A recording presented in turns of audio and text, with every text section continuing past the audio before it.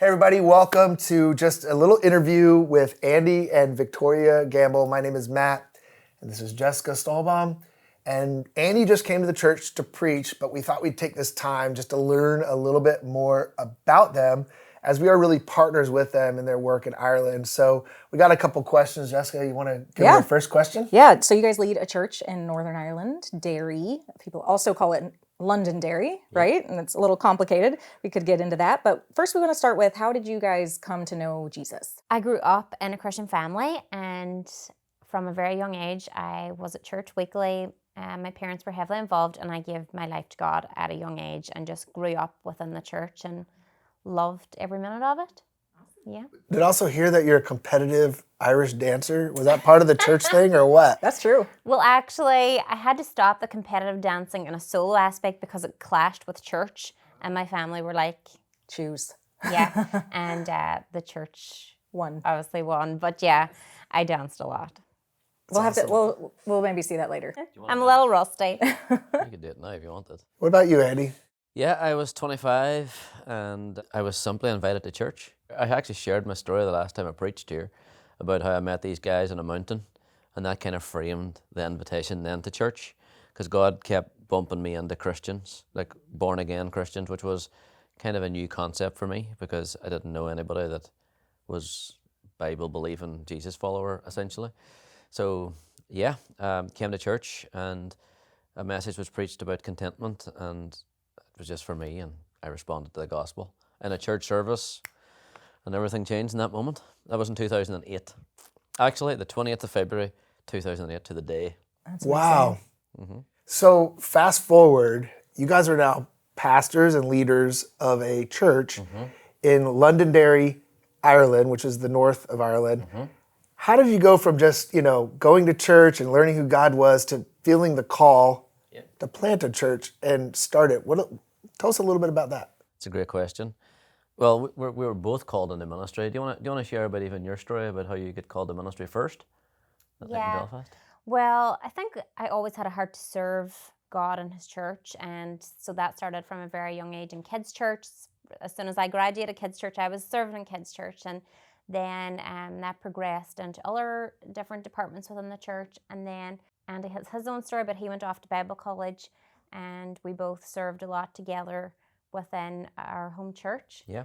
And then we went to a service one night in Belfast, and that's when I really felt that God was calling me to ministry. I think I was 19, and then that's kind of where I felt the call to ministry. And then I suppose things change when you get married, because it's not just two individuals, you become one, and so we were seeing God together. We just started dating, and it was around that time Victoria was going to go and be a nurse, and then she took a year out and did a gap year in the church. Yeah.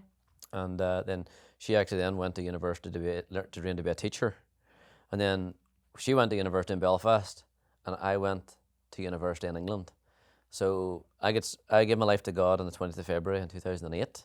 And that night, I'm not sure, I wouldn't like to say I heard the audible voice of God, because that could be a crazy statement, but I definitely heard something say, you are going to do what He is doing, referring to the pastor. I just knew.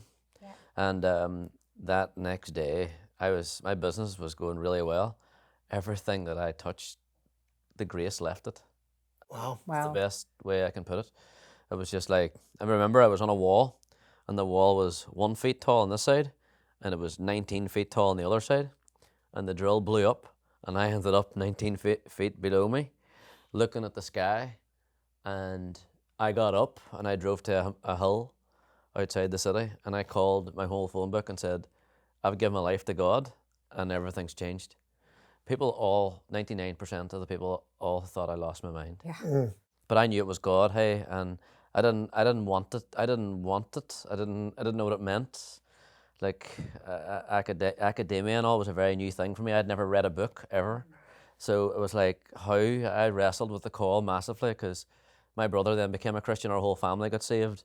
And I was like, God, you must be talking to my brother. He's a school teacher, he's academic, he can public speak. And I felt very unqualified. In fact, like I just did not understand it at all. But really, God closed all the practical doors. It made it very easy for me. And then my next step then was I had to learn how to read and write again, because I hadn't done it at school. And then that's how I actually ended up meeting Victoria. Her mum and dad were helping me with that. And then I went into the AOG, Assemblies of God Bible College in England. And by the grace of God, I graduated with a diploma through the Assemblies of God and a degree through the University of Chester. I didn't go to Bible college to be a pastor.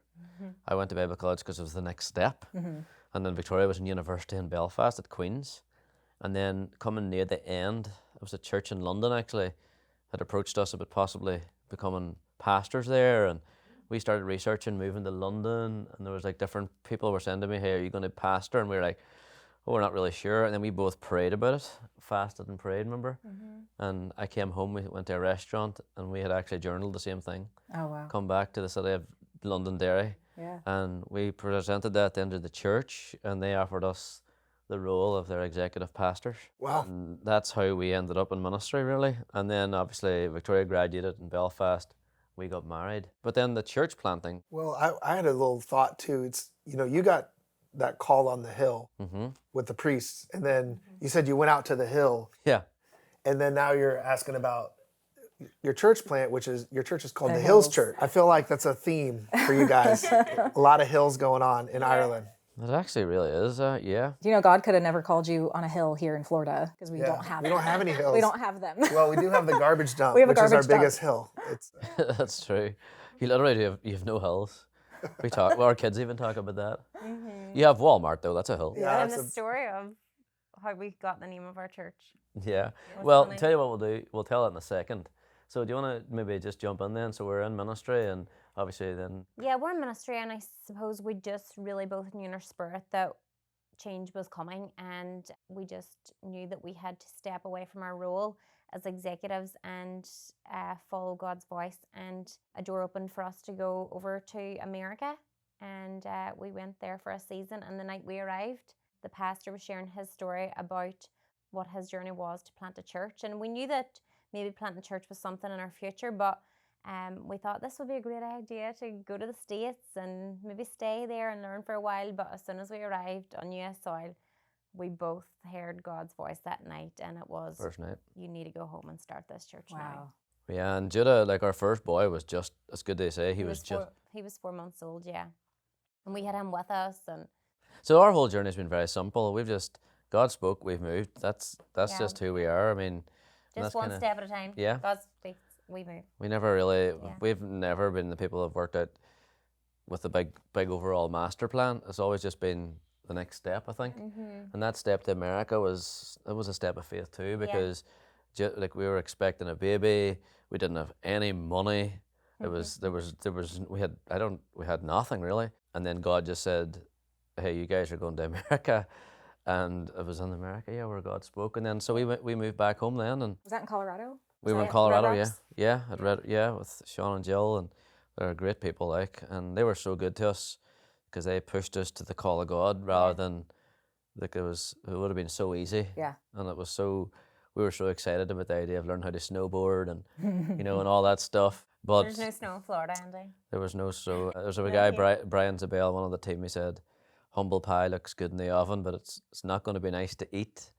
I'll never forget those words. And coming back then was a really tough season because in Europe and certainly in Ireland, church planting. I mean, because we're surrounded by the church, Yeah. but yet a huge disconnect from Jesus. Yeah. So, like the whole concept of church and state is connected in Ireland, and particularly in Northern Ireland, because we're also part of the United Kingdom, but yet still have our own government. So it makes things politically quite unique. And then to add in the factor that we're on the border of the Republic of Ireland with a disagreement where the line was, because the Republic was round the city, and so there's a huge divide in our city, and that birthed the troubles in Ireland, Bloody Sunday, etc. That's what birthed it. Well, a lot of the growth happened out of Derry, yes, and the Okay. troubles there. So it was quite unique. We came back and then telling people we were going to plant a church. There was nothing to measure it against because there was no, like in our community, it wasn't a thing. And it wasn't a thing that was done. So it felt quite a lonely season, didn't it? Because we knew we had a dream, but we really didn't know how that was going to happen. Well, and you're not accepted into any of the tribes there, right? No. So you're not accepted into the Protestant tribe. You're not accepted into the Catholic Yes. tribe. And then people saw it as arrogant too, and there were people that were confused, I think. And then we actually thought about the name. You guys were asking about the name, and we just couldn't. We were wrestling. We were coming up with all these cool names, like, all these. Andy left the house one morning. He says, "I'm not coming home until I hear God's voice on what this church is going to be called." Oh, wow. And you had a little wrestle with God. And Was it on a hill?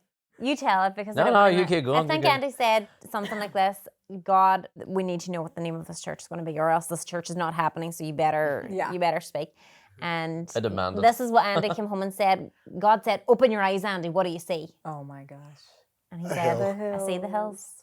And then I called you, and I said, I got the name for the church, Hills Church, and she said, "Nah, the Hills Church," and I was all done. And then that day. that we were so relieved. And then but then that day we got all these text messages about hills and like all this stuff, and it was a real confirmation. Confirmed it, yeah. So it really was a God thing. And then even I think a cool story to tell as well. We were serving a church, a little small church up in the north coast in Portrush area, which is really beautiful, known for the golf, the Open.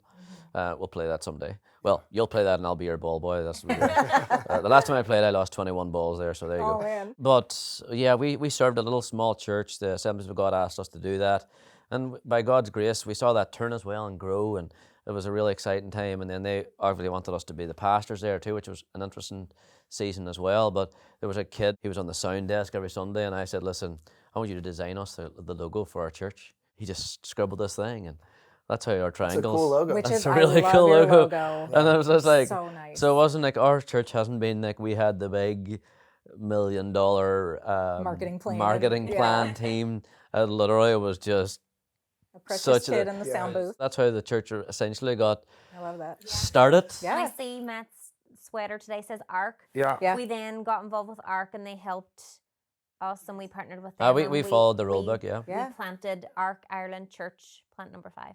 Oh, Wow. Well, we were number 4 actually. Ooh, that's way better. But better still, we were number 1 in Northern Ireland. Yes. And in the UK, there we go. And There we number go. one in There's a our big clip. hearts. There's Yeah, a big number one in our That's hearts. so nice. There's a For big sure. team. So For sure. with ARC, we were invited by Pastor Randy to go out to Ireland and To the ARC Ireland to the conference. ARC Ireland conference, and we were excited, and we were like, "Oh, you're going to go speak at this church in Northern Ireland," and I was a little terrified, to be honest, because my thought of like in Northern Ireland, Belfast, I'm like, there's a lot of stuff going on up War there. zone? You know, Oh, it's yeah. a war zone. It's Yeah. Was you at know, one time, it yeah. was at one time, right?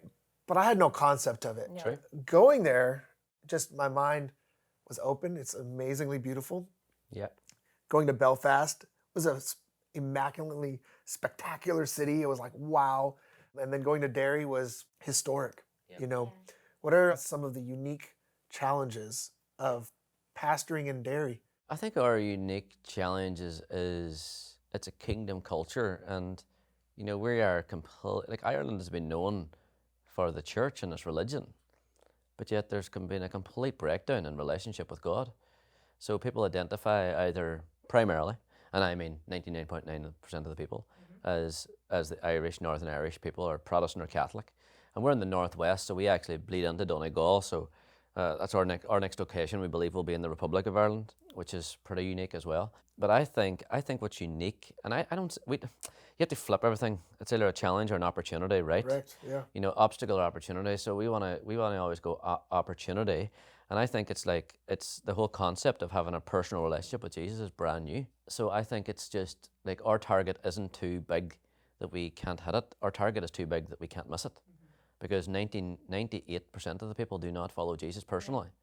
So in many ways, it's the easiest place in the world because no one is born again.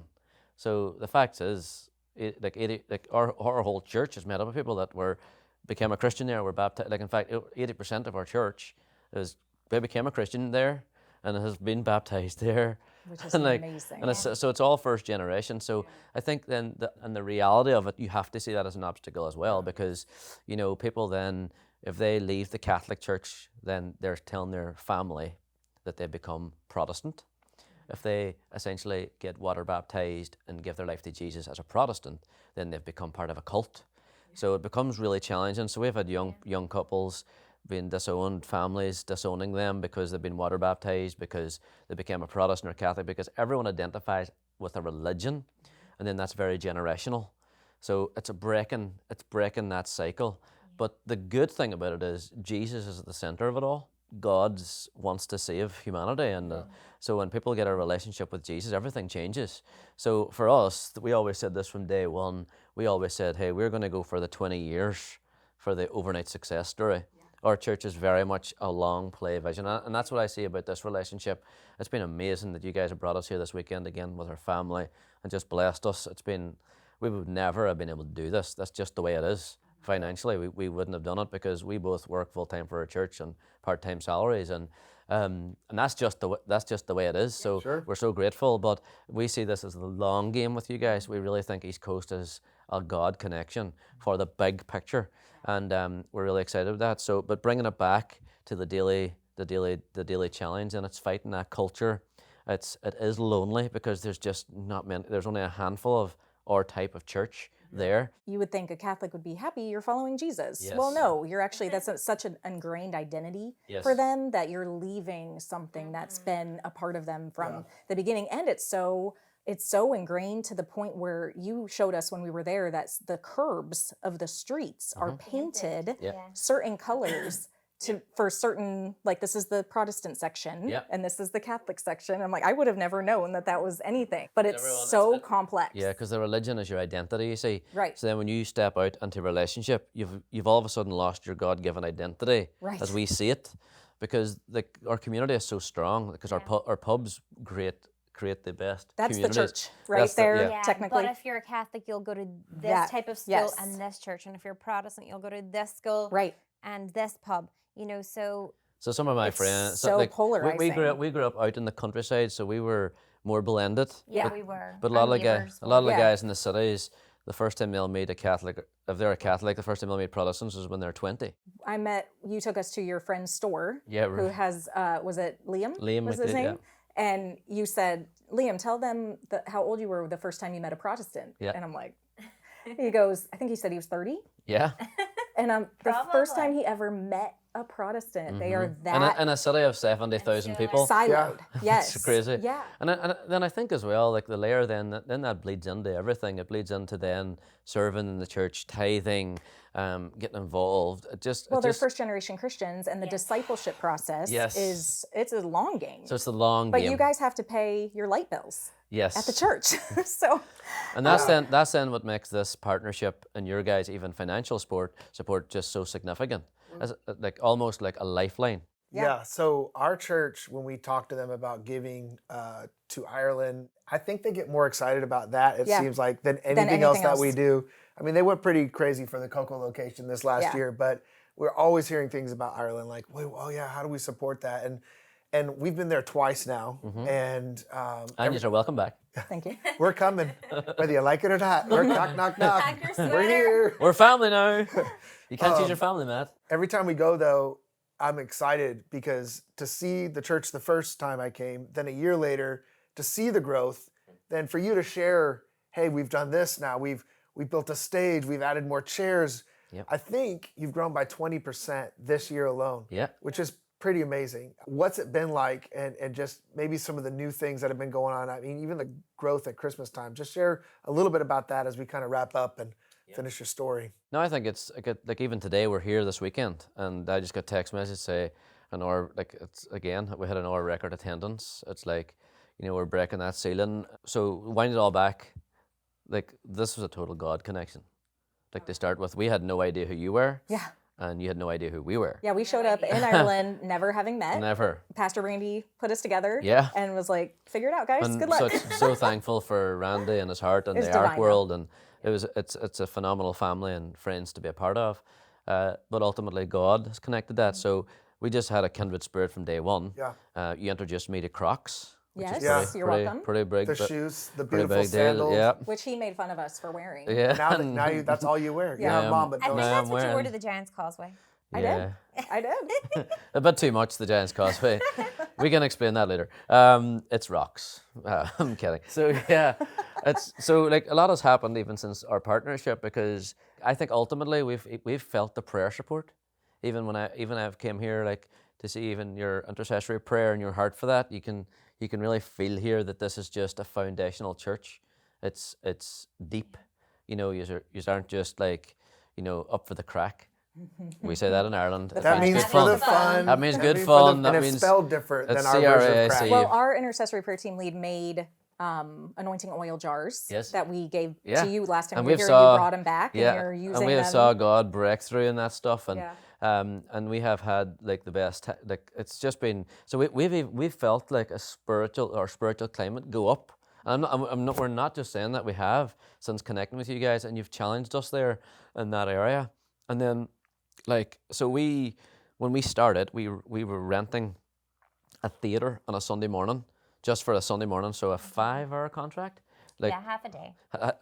a half day hire, and then like just before we met you, we were about to leave, and then we took over the theater.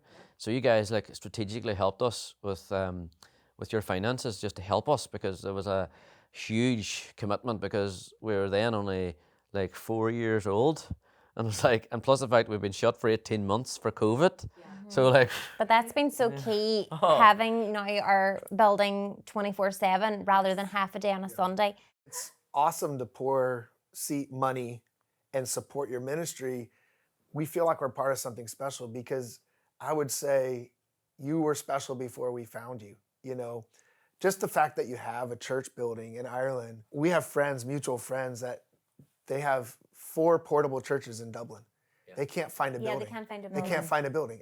They just can't get one. They won't give them an old building, because they're like, you guys, like a church like ours, a church like yours, is because they think it's a like a cult. cult, yeah. It's like, what is this Yeah. weird thing? yeah, And so that's huge for us in Jerry, because you we're guys not have- a traditional building. Right. Yeah. You guys have the favor of God on your life. Totally. And we want to partner with that too. We recognize that as well. Like it isn't just us helping you. You're helping us, and you're pouring into us. And as a church, it's such a huge benefit to be connected to something global. Yeah, I just want to talk more about the partnership of how divine it's been, even back to like my heritage, which we had dinner last night, and my dad was there.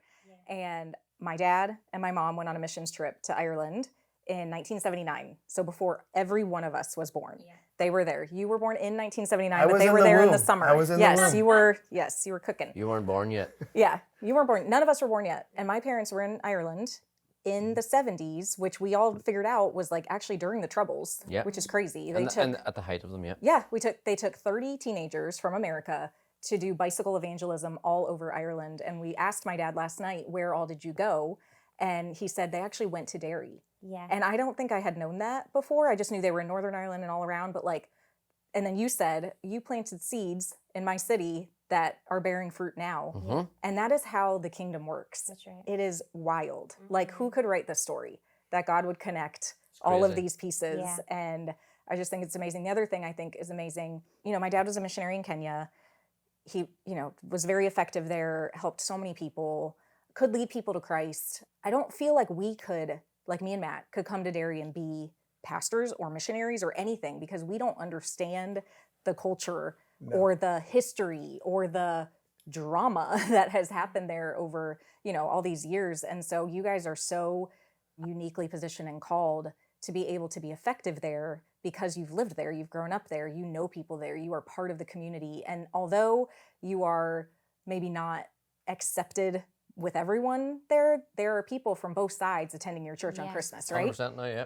And so is there just anything to add to that? Yeah, and I think that we both would really feel that God has given us, from we were born, real favor with both sides of the community. Yeah. So the fact that I Irish danced, I was born into a Protestant family, and I was the only person that was a Protestant in my whole dancing Everyone else was Catholic. club. Everyone Yes. else was Catholic, and we even saw that our whole journey of ministry and church planters, that both sides of the community came together so well, because we were both always immersed in both sides of the community, just because where God had placed us in throughout our lives, whether it was race car driving with Andy, our neighbours that we lived beside, the Irish dancing, our parents, their communities that they worked in. Yeah. So God's hand really was on both our lives. Yeah. Because although we were born into Protestant families, people really saw us as Relatable on both sides. relatable on both sides,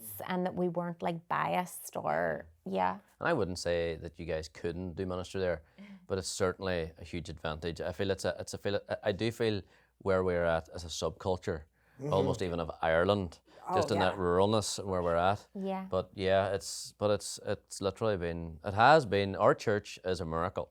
Yeah. It is. Like it's a total miracle, and like even like to take over the space. So now we just like about 18 months ago we took over the space permanently. The theater. The theater, the Hills Kids space. You guys helped. Like if we didn't have your support, we wouldn't have done that. Like that's just So we Yeah. That's brought just the as simple kids as on that. site. They were in a building outside. We Yeah. were able to make 2 rooms inside on site, a room that we were never allowed to use before. Yep. A mum and baby area now being done. We did the new stage, and There's we just did our signage. It's just been, and then 2 hospitality sections now for after service. And then And when we our- walked into your church, we felt like it was our church. Absolutely. Like truly, I'm Yeah. like, this it's feels unbelievable. like We home. felt that again today. It's crazy. And then like, so that leads us now to where we're at. So it's like now like the church is growing. Like it's been powerful. Like we're breaking the miracle number already. So what's your guys' greatest need, and how can we pray for you? Yeah, I think honestly, I just think our greatest need is that we will stick to the big picture Yeah. and continue to trust God, because it's so easy to get distracted. And where we're at, because I know there's positives and negatives from being on both sides of the pond. It is quite a lonely road, and yet in all, it's so encouraging. And this relationship has been such a lifeline. Yeah. So the relationship means more than you know. So I feel like our need is that we just need to keep our eyes on God. Yeah. And like obviously, like we need now to create a bigger kids space, a new welcome centre, because we have no more room. Yet and all, we've also had the opportunity to buy the building. So next year looks like we're going to be walking into a building purchase, which is it's also been offered to us off sale, or like off. So to give context, it's a theater. Yeah. You have access to the theater and an upstairs kids space. Yes. But you don't have access to the rest of the building right No. now because it's rented out to other people, Yes. right? And it is massive. Do you know how Yes. many square feet, or like how to 40,000. It's 40,000 square feet, and so there could be more classrooms. There could be a Well, youth our room, plan would there- be, if we bought it, it would be to rent out, because And you could there's get way too much access space. We don't need it all. Yeah, Yeah. so it could still be dual space, but like Yes. you're going to have an opportunity, which is unheard of, Unheard of. to be able to purchase Yes. the building. And that's going to take faith. It's going to take faith and it's going to take money. Yes. And you said next year, but this might be shown in 2026, because right now this is 2025 because we have you here. Yeah. But we're probably going to show this in the beginning of 2026. So this year. This So, yeah, year. yeah. Like, so you need a building. We do, You yeah. need to own it. And for you guys to own a building, that would be a straight miracle. Straight And miracle. It's already a miracle that you have what you have. Access to what you have. So then, even to give a little bit of historical context, the two of the biggest questions we get asked is, could you marry people and could you bury people? Because we don't own a building. Because everyone associates the church to a building. Yes. So it'll bring straight context to that as well. Yeah. So our It influence would really is, help you be planted. Yes, because our influence is going from big to like strength to strength to strength with the government, the favour. That's supernatural in itself, but the ownership then of a space would bring so much more clarity to that. Because in reality, we all know that we don't need a building for God's kingdom to be built. But equally speaking, it does seem to add value, and it seems to be that God's pursuing us in that way. So, yeah. That's awesome. God's Been a going to do journey. it. Yeah. Yeah. So we'll pray for that. Yeah, and our big question is too. We wanna be part of your story. So I'd love to ask how we can help you guys. Well, I think the reason our church is so drawn to what you guys are doing in Ireland and Ireland in general is I believe more people have emigrated out of Ireland to the U.S. than are in Ireland currently. Absolutely. Yes, that's true. And I think in some airport we were in, it was like called the 51st state or something like. Oh, the lounge. Yeah. Yes. So like there's so many, like I have Irish heritage, like I know the county that my great grandparents got married in. We haven't seen it yet, but we will. And there's just a connection like from a heritage standpoint of like, I have Irish heritage and all that stuff. So there is like an excitement. And I think also what grieves people is the fact that you think Ireland has this rich religious Christian history, St. Patrick and all the things. But then you find out that truly less than 2% are truly follow Jesus. They'll say, Jesus is my Lord and Savior. Yeah. And that's heartbreaking, And so, of course, we want to be a part of that. Yeah. Well, actually, just being in relationship is a huge help, Yeah. And right now, we feel like, hey, we're called to mission and helping you. So it feels like us, like, right? It's like we're doing this with you. And I know at any point, if we needed something, you'd be there. In fact, you've helped me plenty of times. You know, So good. you made my preaching better. You guys did. Well, there's plenty more with that. It was terrible until I got together with you. So now it's just moderately okay. It's been a blast, though. It's and we're so excited for the future We're very relationship. thankful for Yeah. our Yeah, we're Well, so we love you guys thankful. and we love your kids. Yes. Your kids are precious and they are called along with you. So you can see that grace on your whole family and your life. So we're grateful for what you do and you pour out for your area of the world, but also what you bring to us in our church Yeah. too. We're thankful for you guys. So thankful. feedback. Thanks for Thank sharing you. with us. Yes. All right.